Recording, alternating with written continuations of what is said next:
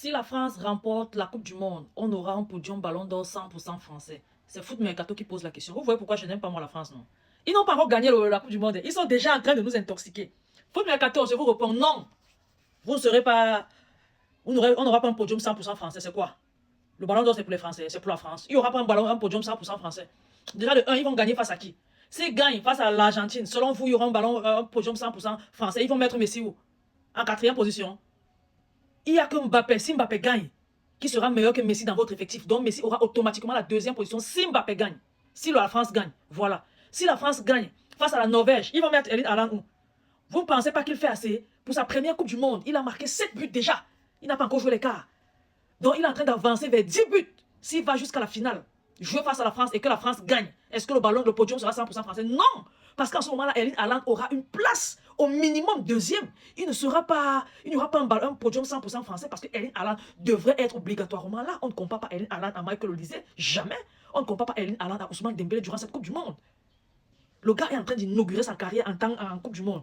Il a déjà planté 7 buts. Il n'a pas encore joué les quarts. Il plante autant que Kylian Mbappé.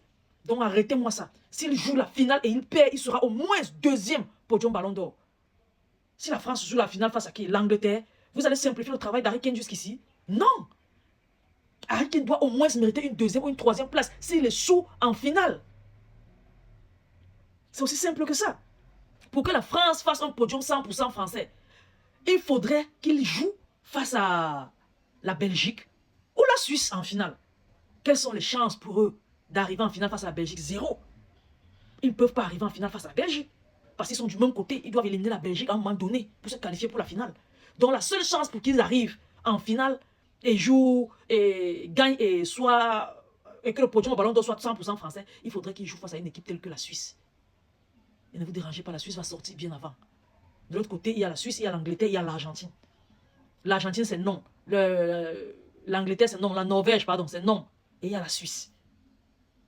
Donc, pour avoir un podium 100% français, il faudrait que vous jouiez la Suisse. Et pour moi, ça ne sera pas possible. La France, je dis la Norvège, ou bien l'Angleterre, ou alors l'Argentine, ils vont trouver un moyen de chasser la Suisse hors de cette compétition avant la finale. Un point, c'est tout. Maintenant, venant en Dembélé.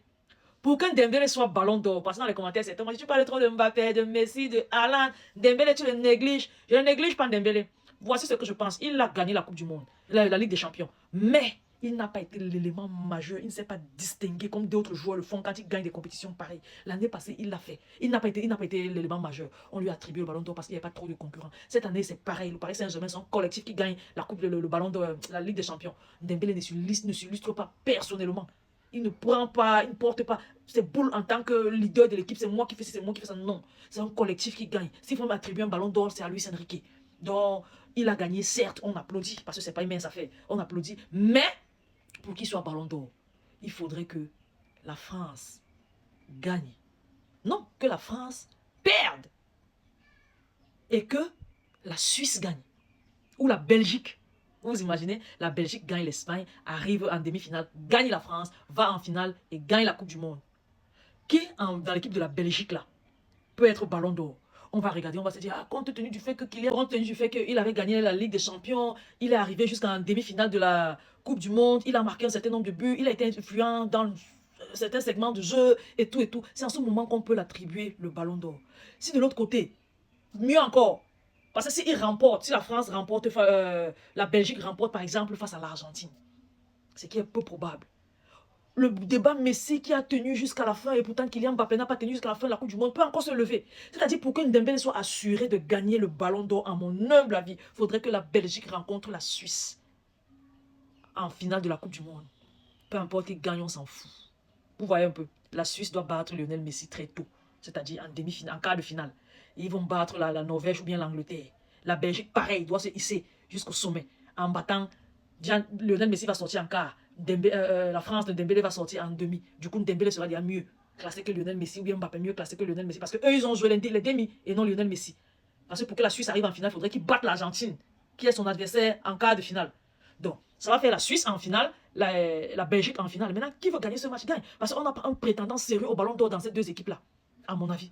C'est à ce moment-là que le côté Ligue des Champions revient au-dessus séparé. On va dire, ok, Kylian Mbappé n'a pas gagné la Coupe du Monde. Il a fait une belle Coupe du Monde. Pareil qu'un Dembélé, il n'a pas une Coupe du Monde aussi belle que Kylian Mbappé. Mais on va revenir sur la saison blanche et celle du Real Madrid. Et la saison réussite du Paris Saint-Germain. C'est où Ousmane Dembélé peut gagner le Ballon d'Or. Vous voyez pourquoi je l'écarte dans les débats Ballon d'Or. Parce que je pense que l'Argentine a ses chances. La Norvège a ses chances. La France a ses chances. Et l'Angleterre a ses chances.